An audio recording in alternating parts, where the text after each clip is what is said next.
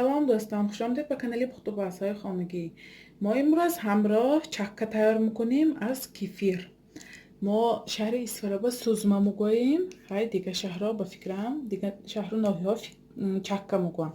برای همین ما امروز چکه تیار میکنیم از کیفیر. من گرفتم کیفیری 2.5 900 میلی لیتر، قریب 1 لیتر کیفیری. من کیفیر نو اخلادیلنی گرفتم. ما باید چیکار کنیم که همین کیفیر چکه حاصل شود؟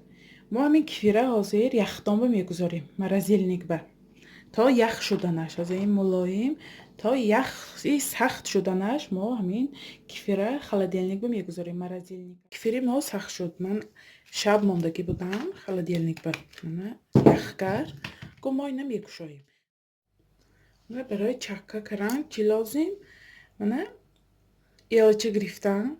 ایلچه بالا تگش به کاسه ماندم که آبش جدا شود. من مرلی گذاشتم. مرلی به چکی ما میایستد. من کیفیری یخ گرگی ما من کشادم. من همیتر یخ میکند. ما در نه همین مرلی به میگیریم. من دو قسم کردم کیفیره، از سببی کلان بود آب شده نریزد. دو قسم کرده من درونی همی سیتکچه با جا کردم. اکو ما اینه در حرارت خانه میمانیم پوشیده در مدتی 3-4 ساعت با حرارت خانه. ما اینه دیگه خلادیلنیک بنم گذاریم. همین طبع نگاه میداریم، همین آشخانه به نگاه. من چکه ما هم آبش جدا شد، نگاه کنید. من زرداب من مرلی میگوشایم.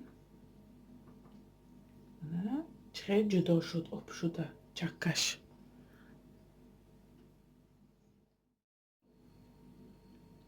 من چکی ما هم تیار شد، نگاه کنید چه سختی شروع آمد. من مخصوص خودم همین خیلی کیفیری ارزان خریدم که خیلی زنها بیننگر خیلی ویدیو با حاصل میکنم که اکفیری ارزانم من چکه حاصل میشه. نه اونقدر خیلی بسیار، نه اونقدر بسیار، برای اونکه کیفیری من ارزان بود با خیلی کیفیرهای قیمتتر روغنش بلندتر با اوای بسیارتر چکه حاصل میشد. من میتونید همین چکه برای قروتاب خیلی به نمک زده برای خوراک خوردن استفاده برید. از من چقدر سخت آمد. من چکه خودم سختی سخت.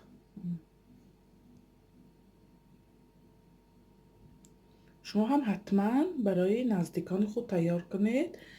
کانال ما رو دستگیری کنید، پادپیساtsiya کنید و یارو دوستای دعوت کنید. انشالله باز ویدیوهای بهتر و بهتر میشه.